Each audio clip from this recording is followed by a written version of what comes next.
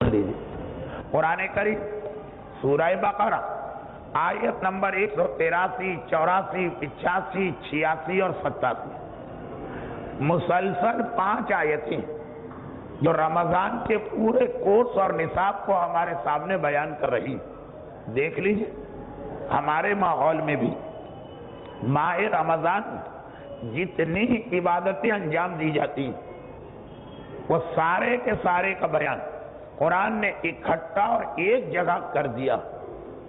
شاید بلکہ یقیناً اور کسی عبادت کے حوالے سے آپ کو یہ نہیں ملے گا. نماز مختلف پہلو ہیں, مختلف فائدے ہیں اور مختلف مسئلے بکھیر کے رکھے ہیں قرآن نے. حج مختلف جگہ پہ حج سے متعلقہ آیتیں آئیں. جہاد, امر بالمعروف, یہ سارے کے سارے اہم ترین مسائل فروع دین, مگر قرآن اس کے سارے فوائد ایک جگہ بیان کرنے کے بجائے مختلف جگہ پہ پھیلا کے بیان کیے. روزہ یا یہ کہیے کہ رمضان, اس کے سارے فوائد اور اس کا سارا اکٹھا سلیبس ایک ہی جگہ پہ آیا. مگر جو سوال میں نے کل کیا تھا آج اسے دہراتے ہوئے ایک منزل آگے بڑھنا, مگر یہ سارا کورس مکمل کرنے کے بعد قرآن کریم سوال کر رہا کہ تم نے اس رمضان سے فائدہ کیا اٹھایا. اب دیکھیے پھر یاد دلا دوں.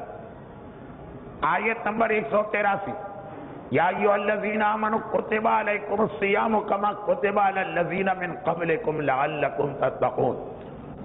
روزے کی بات, آیت 183 روزے کی بات. ماہ رمضان میں ہم روزہ رکھتے ہیں. آیت 185 شہر رمضان الذی انزل فیہ القرآن, قرآن کی بات. ماہ رمضان میں سب سے زیادہ قرآن پڑھا جاتا. آیت 186 اذا سألک عبادی انی فإنی قریب. ماہ رمضان میں سب سے زیادہ دعائیں اور اعمال پڑھی جاتی.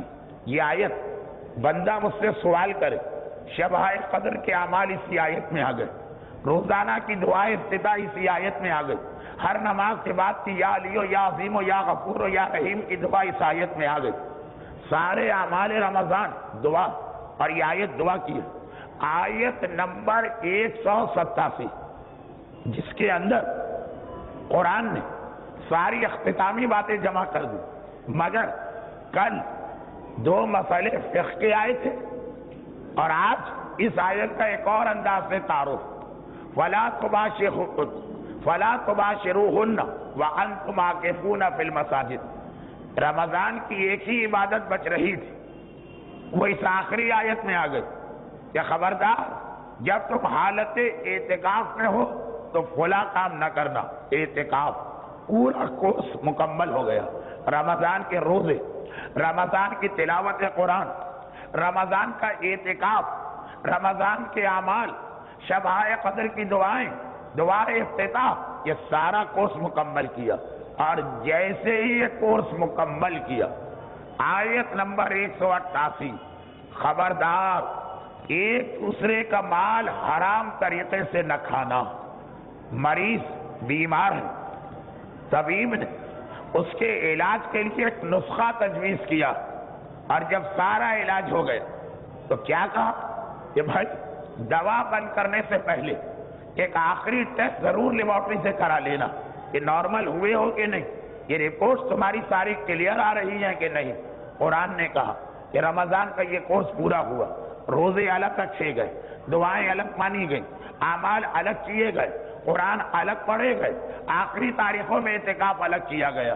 اب دیکھو کہ کیا تم حرام مال سے اپنے آپ کو بچانے کے قابل ہوئے ہو کہ نہیں ہوئے ہو. ابھی اس سے پہلے محفل زینبیہ کی مجلس میں ایک نقطہ درمیان میں آ گیا کہ یاد رکھیے حرام مال ایک عام گناہ جیسا گناہ نہیں. مال حرام کا جو سب سے اہم نقصان ہے, جس کی وجہ سے مال حرام گانے سے, بے پردگی سے, قتل سے, اور دیگر گناہوں سے مختلف نظر آتا، وہ یہ کہ باقی گناہ خالی نامہ اعمال میں ایک عذاب لے کے آتے، مگر انسان کا ایمان سلامت رہتا۔ داڑھی منڈوانے سے ہم بہرحال ایمان سے محروم نہیں ہوتے، بے حجاب گھر سے باہر نکلنے سے عورت کا ایمان ختم نہیں ہوتا، حتیٰ اگر کسی کو قتل بھی کر دے انسان، مگر مال حرام، اس کا نقصان یہ یقیناً پہلا لقمہ کھاتے ہی یہ والا نقصان تو نہیں، مگر لقمہ حرام کھاتے کھاتے آخر نقصان یہ ہوتا کہ آدمی کا ایمان ختم ہو جاتا۔ باقی ہر چیز کا علاج ہے، ایمان ختم ہو جائے اس کا کوئی علاج نہیں۔ جو نقطہ ابھی میں عرض کر رہا تھا وہ یہ کہ تمام دنیا کے ماہرین علم غذائیات، ایک تو ہوتا ہے ڈاکٹر اور ایک ہوتا ہے ماہرین علم غذا جو نیوٹریشن کا ماہر ہے، ان سب کا اتفاق ہے کہ دنیا میں کوئی غذا ایسی نہیں کہ جو آپ کے منہ میں جائے اور اثرات لے کے نہ آئے۔ آج کل ایک جنون لوگوں پہ سوار ہے وزن کم کرنے کا، اور اچھا جنون ہے، گرچہ اس کی وجہ سے بہت سے بے روزگار دھندے سے لگ گئے، یہ سارے سلیمنگ کلینک اور یہ سارے ایکسرسائز اور جمنازیم، بلکہ بعض لوگوں کے لیے تو یہ چیز واجب کے قریب پہنچ جاتی ہے۔ بعض ایسی بیماریاں کہ اگر آدمی نے وقت پہ وزن کم نہ کیا تو اس کی جان کو خطرہ، چنانچہ واجب کے برابر پہنچ جاتی۔ اور طبیب جملہ بھی آج کل یہی کہتے ہیں کہ آپ اپنے وزن کم کرانے پر روزانہ اتنا ہی وقت دیں جیسے آپ مثلا نماز کو واجب سمجھ کے کرتے ہیں۔ بات کو سمجھانے کے لیے واقعاً صحیح بھی، چنانچہ جب یہ کیفیت طاری ہوتی ہے تو پہلی چیز یہ بتائی جاتی ہے کہ دیکھیے وزن کم کرنا ممکن ہی نہیں جب تک کہ آدمی اپنی غذا میں تبدیلی نہ لائے۔ غذا، رزق، پیٹ میں جانے والا لقمہ، اس کے اثرات کو دیکھیے۔ کہا جاتا کہ باقی ساری چیزیں بعد میں، ایکسرسائز، جاگنگ، دوائیں، پہلی چیز ہے آپ کو اپنے کھانے پینے کے اسٹائل کو بدلنا، وہ ساری چیزیں منع کی جاتی۔ اور اتفاق دیکھیے کہ جتنی چیزیں ایسی جو انسان کا وزن بڑھاتی وہ ساری کی ساری مزے اور لذت میں بھی نمبر 1، اور جو ڈاکٹر تجویز کرتے ہیں وہ اتنی بدمزہ غذائیں ہوتی اور اتنی بیکار غذائیں ہوتی کہ نعمت پروردگار ہے اس لیے کہنا تو نہیں چاہیے، مگر یہی کہا جاتا کہ آدمی ہے مگر گدھے کی طرح گھاس پھوس کھلا دی جاتی۔ اب مسئلہ یہ واقعہ، اچھا یہ بات اتنی صحیح ہے کہ مشتاق احمد یوسفی، اردو کا معنی ہوا مزاح نگار، یہ جملہ لکھا مذاق میں، بات بالکل سنجیدہ کہ دنیا میں جتنی مزیدار چیزیں آدھی مولویوں نے حرام کر دی ہیں تو آدھی ڈاکٹروں نے حرام کر دی، اور بات صحیح بھی، مگر جو اس کے اندر ایک فارمولہ بنا وہ اپنی جگہ بالکل صحیح فارمولہ کہ جس طرح سے ڈاکٹروں کی حرام کی ہوئی غذائیں اس لیے حرام ہیں کہ وہ ہمیں جسمانی نقصان پہنچاتی، تو جسے آپ کہتے ہیں مولویوں کی حرام کی ہوئی غذا وہ بھی ایسی جو ہمیں روحانی نقصان پہنچاتی۔ تو بات یہ ہو رہی تھی کہ ہم نے ساری مزیدار چیزیں چھوڑ دی۔ ڈاکٹر نے کہا کہ میدا نہ کھانا، پراٹھے چھوٹ گئے، چھنے ہوئے آٹے کی روٹی نہ کھانا، تندوری روٹی چھوٹ گئی، چاول نہ کھانا، بریانی چھوٹ گئی، شکر نہ کھانا، ساری سویٹ ڈشز چھوٹ گئی، تیل استعمال نہ کرنا، گھی استعمال نہ کرنا، بیکری کا آئٹم نہ لینا، کیک نہ کھانا، غرض بھی کہ آخر میں جا کے فقط یہی روکھی سوکھی یا بند گوبھی یا لوکی یا تورئی اور یا سلاد باقی بچی۔ مگر اس میں بھی ہم نے کہا کہ ایسی غذا کوئی بتائیے کہ چلے روکھی پھیکی جتنا بھی کھا لے اثر نہ ہو، کہ یہ اس میں بھی نہیں، منہ میں پانی کا ایک قطرہ بھی جائے گا وہ بھی اپنا اثر تو ڈالے گا. یہ ساری غذائیں اس لیے آپ کو اجازت دی جا رہی ہے، یہ روکھی بھیگی کہ بہرحال جس میں انسانی کو توانائی چاہیے، یہ ساری چیزیں ضروری، مگر یہ نہ سمجھیے کہ یہ بھی آپ پیٹ بھر کے کھا سکتے ہیں. مقدار بتائی جاتی، آخری اصول یہ نکالتے ہیں کہ ایک معمولی سا لقمہ، حتیٰ پانی کا ایک گھونٹ، وہ بھی جس میں انسانی پہ کوئی نہ کوئی اثر پہنچاتا. بے عین ہی یہی چیز 1400 سال پہلے رزق کے حوالے سے اسلام نے روحانیت کے بارے میں کہی کہ ہر لقمہ جو آپ اپنے منہ میں لے جا رہے ہیں وہ آپ کے ایمان اور آپ کی روحانیت پہ ایک اثر ڈال رہا. اگر رزق حلال ہے، پاک اور پاکیزہ رزق ہے، محنت کی کمائی ہے، روحانیت کو طاقتور کرے گا یہ ایک لقمہ. اور اگر حرام، نجس، دوسرے کا مال کھانا گناہ، تو یہ ایک لقمہ ایمان پہ اثر ڈالنا شروع کرتا ہے. اور جب یہ ایک لقمہ بڑھ کے 5 اور 5 لقمے بڑھ کے 50 اور رزق حرام کے 50 لقمے بڑھ کر پیٹ بھر دیتے تو حالت یہ ہوتی کہ میدان کربلا میں حسین شہید کو لشکر یزید سے خطاب کرتے ہوئے یہ فارمولہ دینا اور یہ اصول بتانا پڑتا.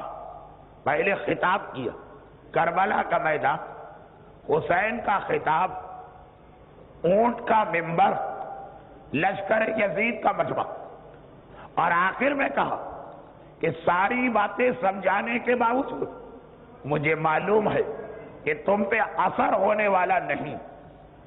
خطبے کا یہ جملہ شہید دستغیب شیرازی گناہان کبیرہ اسی 25ویں گناہ میں لکھا جس کا نام ہے حرام خوری، 25واں گناہ.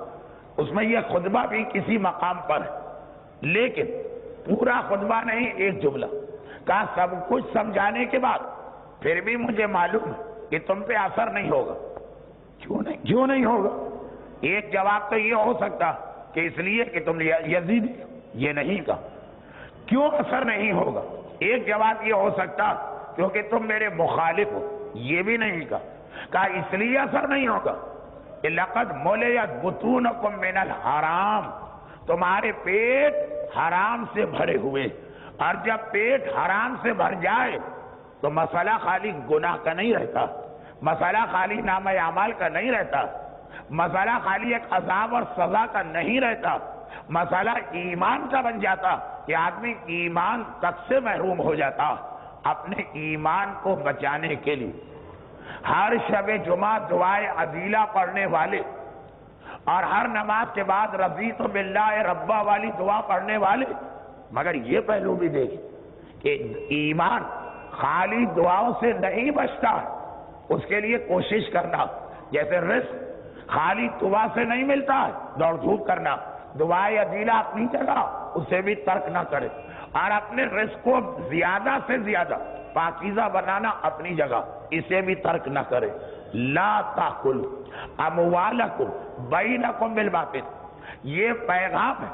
جب رمضان مکمل ہو، خالی روزوں والا رمضان نہیں، وہ رمضان جس کے دنوں میں روزے رکھے گئے، جس کی راتوں میں اعمال کیے گئے، جس کے آخری 10 دنوں میں اعتکاف کیا گیا، جس کی شبائے قدر میں شب بیداری کی گئی، جس میں روزانہ کم از کم ایک پارہ قرآن کی تلاوت کی گئی. جب ایسا بھرپور رمضان مکمل ہو تو پہلی چیکنگ لا تاکلوا اموالکم بینکم بالباطل. حرام کھانے کی عادت ختم ہوئی نہیں، حرام سے نفرت پیدا ہوئی کہ نہیں، حرام سے دوری ہوئی کہ نہیں. یہ پہلی آزمائش ہے رمضان کے بعد. بلکہ خالی آزمائش نہ سمجھیے، آنے والے سال کے لیے سب سے بڑی تیاری یہ کراتا ہے رمضان. 11 مہینے اگر ہم رزق حرام سے اپنے آپ کو بچا لیں، یاد رکھیے کہ میں بہت سارے بزرگوں کے تجربات پیش کر رہا ہوں.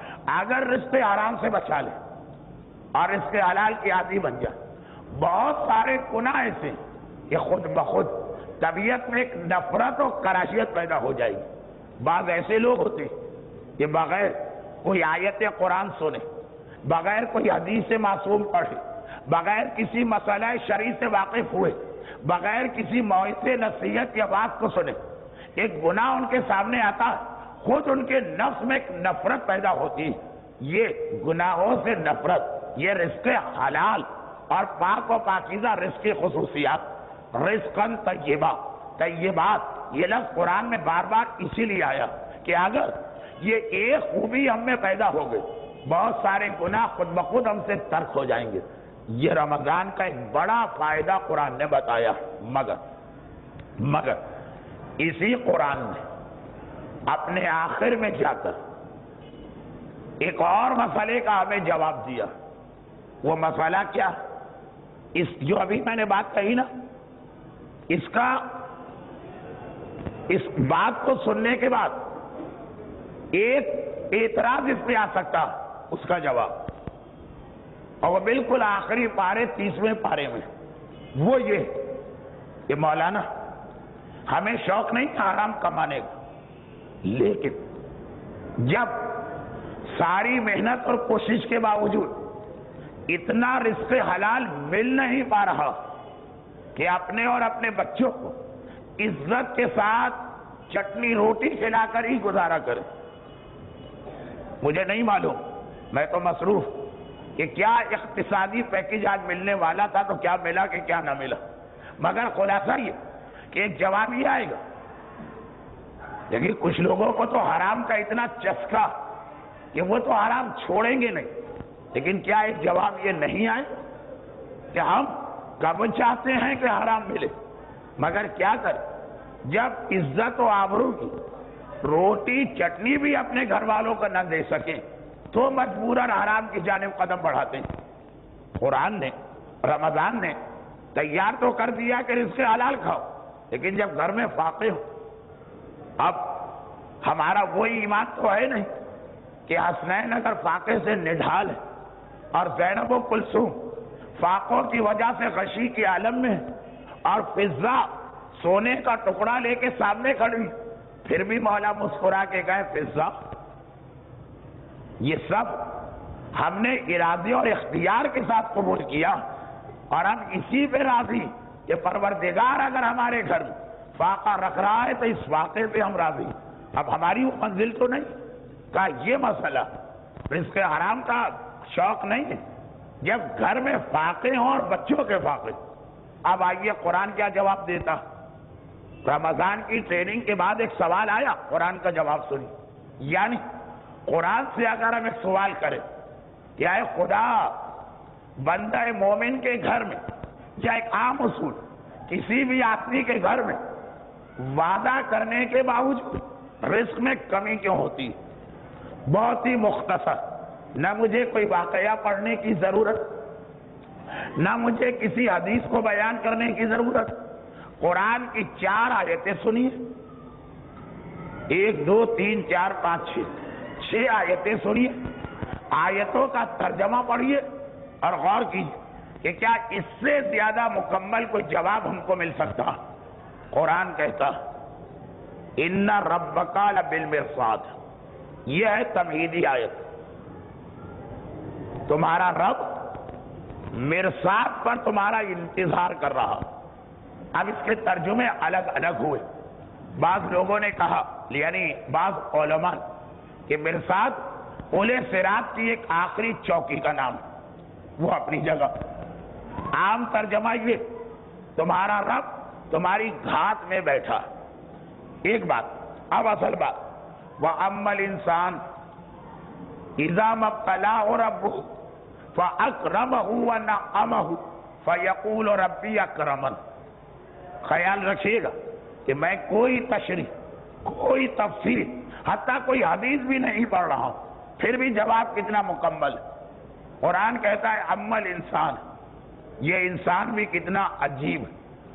इज़ा मब्तलाहु रब्बुहु, जब इसका रब इसका इम्तिहान लेता, इब्तिला आजमाइश इम्तिहान, जब इसका रब इसका इम्तिहान लेता, फअकरमहु, तो इसे एक इज्जत और इकराम देता,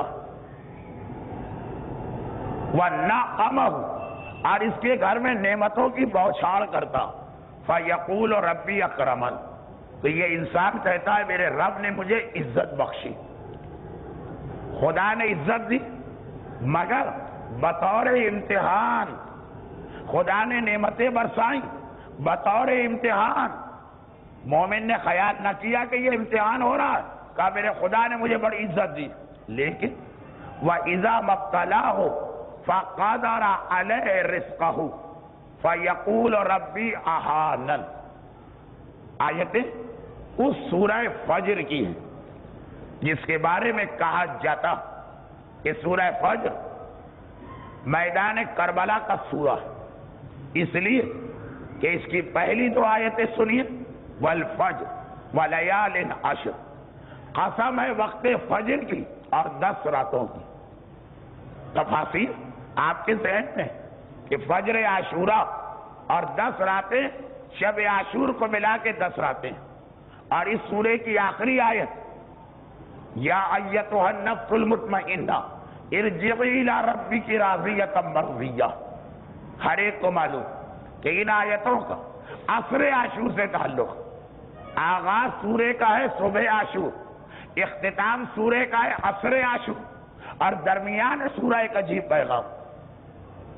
جب ہم آزمائش کرتے ہیں کسی کی اور نعمتیں دیتے ہیں، وہ سمجھتا ہے کہ اسے عزت دی جا رہی، وَإِذَا مَبْتَلَاهُ فَقَدَرَ عَلَيْهِ رِزْقَهُ، اور جب ہم کسی کا امتحان دوسرے طریقے سے لیتے ہیں اور اس پر روزی کو تنگ کر دیتے ہیں، قَدَرَ عَلَيْهِ رِزْقَهُ، اس کے رزق کی مقدار گھٹا دیتے ہیں، قَدَرَ مقدار، ہم علیہ اس کے خلاف مقدار کو کم کر دیتے ہیں، فَيَقُولُ رَبِّي أَهَانَنِ، وہ کہنے لگتا ہے کہ آج میرے پروردگار نے میری توہین کی، اہانن اہانت، مجھے ذلیل کیا، مجھے پست کر دیا، مجھے گرا دیا۔ رزق کم کیا گیا، مومن نے کہا مجھے گرا دیا، مگر اب سنیے ایک عجیب جواب۔ قرآن کہہ رہا کہ ہم بندہ مومن سے ہر امتحان لیتے ہیں، رزق کا امتحان کبھی نہیں لیتے، تو ابھی تو لیا، کہ یہ بھی اس لیے لیا، کلا، ایسا ہرگز نہیں ہے۔ ترجمہ کر رہا ہوں خالی، پھر سے سن لیجیے، اذا مبتلاه ربه اذا مبتلاه فقدر علیہ رزقه فیقول ربی اہانن، کلا، جب ہم نے امتحان لیا، رزق کو کم کر دیا، مومن نے کہا خدا نے مجھے توحید کی، پست کیا، کلا، ایسا ہرگز نہیں، یہ امتحان ہم کو لینا ہی نہیں تھا، بال لا تکرمون الیتیم، یہ تو دیکھو کہ یہ امتحان کیوں لیا گیا، لا تکرمون الیتیم، تم یتیم کو عزت نہیں دیتے ہو، ولا تحاضون علی طعام المسکین، مسکین کو کھانا کھلانے کا ایک دوسرے کو شوق نہیں دلاتے ہو۔ یہ ہمارا ایک اتنا سا ٹکڑا ایک الگ موضوع بنتا، خالی کھانا کھلانا کافی نہیں ہے، معاشرے میں شوق پیدا کرو، خالی خود نماز پڑھنا کافی نہیں ہے، نماز کا شوق پیدا کرو، خالی خود گانے سے بچنا کافی نہیں ہے، گانے سے بچنے کا شوق پیدا کرو، خالی خود حجاب کرنا کافی نہیں ہے، حجاب کا شوق پیدا کرو۔ دیکھیے آیت کتنے مختصر انداز میں کتنا بڑا پیغام دے رہی، گرچہ فی الحال بات اس حوالے سے ہو رہی کہ رزق حلال کسی کے گھر میں کم کیوں ہوتا، مگر ضمناً ایک موضوع آ گئے، کیا کہا قرآن، لا تکرمون الیتیم ولا تحاضون علی طعام المسکین، تم یتیم کی عزت نہیں کرتے، تم ایک دوسرے کو مسکین کو کھانا کھلانے کا شوق نہیں دلاتے، وَتَأْكُلُونَ التُّرَاثَ أَكْلًا لَمًّا، اور تم مال میراث کو ملا کے کھا جاتے ہو، اکلن کھاتے ہو، لما ملا کے۔ مثلا علامہ جوادی نے اس ترجمے میں ایک بریکٹ لگایا، مثلا مرحوم حافظ فرمان علی صاحب نے اس ترجمے میں ایک بریکٹ لگایا، ملا کے کھانا، کہا کہ تاکلون التراث اکلا لما، تم مال میراث کو ملا کے کھاتے ہو، ملا کے کھانا یعنی حلال و حرام، کیونکہ ایک 95% کا مشاہدہ، 100% تو نہیں، وہ یہ کہ مال میراث میں گڑبڑ کرنے والے 95% وہ لوگ ہوتے جن کا اس مال میں اپنا ایک حق ہوتا ہے. عام طور پر میراث میں گڑبڑ رشتہ داروں ہی میں سے کوئی کرتا، جس کا اپنا ایک حصہ بن رہا وہ اس کے لیے حلال، لیکن وہ دوسروں کا حصہ بھی کھا لیتا. ایسے کیس ہوں گے، لیکن 5% کہ جو آدمی باہر سے کوئی آئے اور مال میراث کو حرم کر جائے، اس کا کوئی تعلق ہی نہ ہو. عام طور پہ ہوتا ہی ہے بھائیوں میں سے ایک بھائی، اولاد میں سے ایک اولاد، والدین میں سے کوئی ایک فریق، بھائی بہنوں میں سے کوئی ایک. تو اس لیے قرآن نے کہا تاکلون التراث، تمہارے گھر میں روزی میں تنگی آئی کیوں؟ 4 وجوہات. عقلا لمبا، تم مال میراث میں حلال کو حرام کے ساتھ ملا کر، یعنی اپنے حق کو دوسرے کے حق کے ساتھ ملا کے کھا جاتے ہو. اور آخری چیز وَتُحِبُّونَ الْمَالَ حُبًّا جَمًّا، گرچہ جمع عربی کا لفظ ہے لیکن ترجمہ یہی کر لیجیے. اور تمہارے دل میں مال کی محبت جمی ہوئی ہے، جمی ہوئی، اچھی طرح سے دل میں مال کی محبت بیٹھی. سرسری سا خلاصہ کلا، اللہ کو کوئی شوق نہیں ہے تمہارا رزق کم کرنے کا. بل لا تکرمون الیتیم ولا تحاضون علی طعام المسکین وتاکلون التراث اکلا لما تحبون المال حبا جما. تم یتیم کی عزت نہیں کرتے ہو، تو ایک دوسرے کو مسکین کو کھانا کھلانے کی ترغیب نہیں دلاتے ہو، تم میراث میں حلال و حرام کو ملا دیتے ہو، اور تم مال کی جمی ہوئی محبت کرتے ہو. 4 وجوہات. اور اس کے فوراً بعد ذکر قیامت. خیر، سورہ فجر، آغاز صبح عاشور، اختتام عصر عاشور، جب یا ایتھا النفس المطمئنہ کی منزل آئی، اور درمیان میں پیغام کہ یاد رکھو یہ ایک آزمائش، ہر آزمائش اللہ کی طرف سے ہے. یہ آزمائش روزی کی تنگی یہ تمہارے کرتوتوں کا نتیجہ، اور کرتوت بھی یہ 4. تو ادھر آواز بھی قرآن نے کہ رمضان کا مہینہ ختم ہوا، دیکھو کہ مال حرام کی کتنی نفرت تمہارے دل میں پیدا ہو. اور ادھر تم نے سوال کیا کہ خداوندا ہمیں کون سا شوق ہے حرام کھانے کا، ہم تو اس لیے حرام کھاتے ہیں کہ گھر میں رزق کی تنگی. تو کہا کہ ان 4 چیزوں میں اپنا جائزہ لو. گرچہ یہ 4 چیزیں اتنی آسانی سے بیان کرنے والی نہیں، خاص طور پر اس میں جو تیسری بات آئی مسئلہ میراث، خاص طور پر مسئلہ میراث. لیکن چونکہ آج خاصا میرا ارادہ کہ 11:30 پر اس درس کو اختتام تک پہنچا کر کم از کم ایک دن تو یہ دیکھوں کہ پابندی وقت کا نتیجہ کیا نکلتا. اب تک شروع تو یہ درس وقت پر ہوا، ختم کسی دن بھی وقت پہ نہ ہو سکا. چنانچہ تقریری حصہ کہ 40 منٹ تک یا ایھا الذین آمنوا کتب علیکم الصیام کما کتب علی الذین من قبلکم لعلکم تتقون، روزے کی بات. آیت 183 روزے کی بات، ماہ رمضان میں ہم روزہ رکھتے ہیں. آیت 185 شہر رمضان الذی انزل فیہ القرآن، قرآن کی بات. ماہ رمضان میں سب سے زیادہ قرآن پڑھا جاتا. آیت 186 اذا سألک عبادی انی فإنی قریب، ماہ رمضان میں سب سے زیادہ دعائیں اور اعمال پڑھی جاتی. یہ آیت بندہ مجھ سے سوال کرے، شب قدر کے اعمال اسی آیت میں آ گئے، روزانہ کی دعائیں ابتدا اسی آیت میں آ گئی، ہر نماز کے بعد کی یا علیو یا عظیم یا غفور یا رحیم کی دعا اس آیت میں آ گئی. سارے اعمال رمضان دعا، اور یہ آیت دعا کی ہے. آیت نمبر 187 جس کے اندر قرآن نے ساری اختتامی باتیں جمع کر دی، مگر کل 2 مسئلے فقہ کے آئے تھے، اور آج اس آیت کا ایک اور انداز سے تعارف. فَلَا تُبَاشِرُوهُنَّ وَأَنْتُمْ عَاكِفُونَ فِي الْمَسَاجِدِ. رمضان کی ایک ہی عبادت بچ رہی تھی، وہ اس آخری آیت میں آ گئی کہ خبردار جب تم حالت اعتکاف میں ہو تو فلاں کام نہ کرنا. اعتکاف پورا کورس مکمل ہو گیا. رمضان کے روزے، رمضان کی تلاوت قرآن، رمضان کا اعتکاف، رمضان کے اعمال، شب قدر کی دعائیں، دعائے افتتاح، یہ سارا کورس مکمل کیا، اور جیسے ہی یہ کورس مکمل کیا، آیت نمبر 188، خبردار، ایک مختلف جگہ پہ حج سے متعلقہ آیتیں آئیں، جہاد، امر بالمعروف، یہ سارے کے سارے اہم ترین مسائل فروع دین، مگر قرآن اس کے سارے فوائد ایک جگہ بیان کرنے کے بجائے مختلف جگہ پہ پھیلا کے بیان کیے۔ روزہ، یا یہ کہیے کہ رمضان، اس کے سارے فوائد اور اس کا سارا اکٹھا سلیبس ایک ہی جگہ پہ آیا، مگر جو سوال میں نے کل کیا تھا، آج اسے دہراتے ہوئے ایک منزل آگے بڑھنا، مگر یہ سارا کورس مکمل کرنے کے بعد قرآن کریم سوال کر رہا کہ تم نے اس رمضان سے فائدہ کیا اٹھایا؟ اب دیکھیے، پھر یاد دلا دوں، آیت نمبر 113، دوسرے کا مال حرام طریقے سے نہ کھانا۔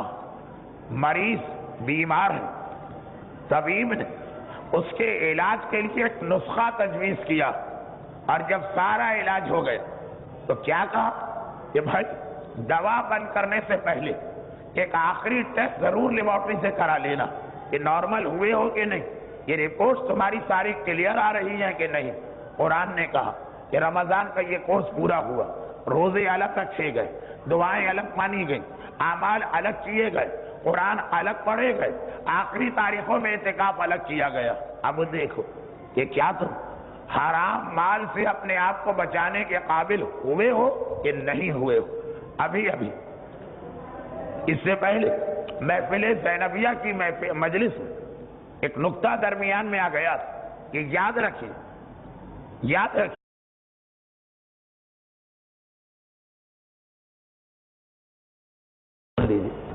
قرآن کریم سورہ بقرہ آیت نمبر 183، 84، 85، 86 اور 87، مسلسل 5 آیتیں جو رمضان کے پورے کورس اور نصاب کو ہمارے سامنے بیان کر رہی۔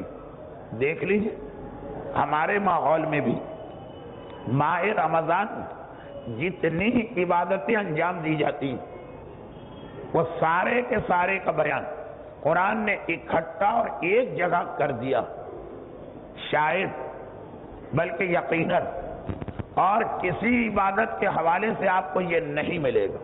نماز مختلف پہلو ہیں، مختلف فائدے ہیں اور مختلف مسئلے بکھیر کے رکھے ہیں قرآن نے۔ حج